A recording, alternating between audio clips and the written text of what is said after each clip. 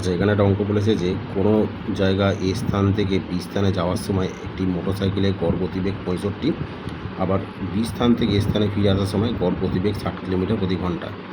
তাহলে যাতায়াতের মোটরসাইকেলটির গড় গতিবেগ কত? দেখো, এটা বলে যে একটা স্থান থেকে একটা স্থানে যাচ্ছে একটা স্পিডে, আসছে আর একটা স্পিডে। তাহলে অ্যাভারেজ তোমার হচ্ছে স্পিড চেয়েছে।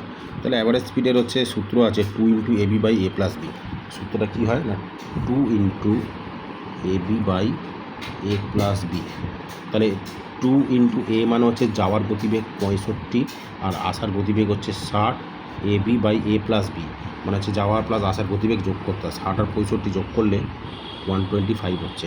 আচ্ছা, এটাকে যখন তোমরা কাটাকুটি করবে, এখানে হচ্ছে অপশানে কী দেওয়া আছে মানে 62.4 আছে, এটাই অ্যান্সার হবে। ঠিক আছে, এটা তোমরা কাটাকুটি করে বার বা ভাগ করে বার করে নিতে পারবে। তাহলে 62.4 কিলোমিটার পার আওয়ার এটাই হচ্ছে গড় গতিবেগ। কেমন?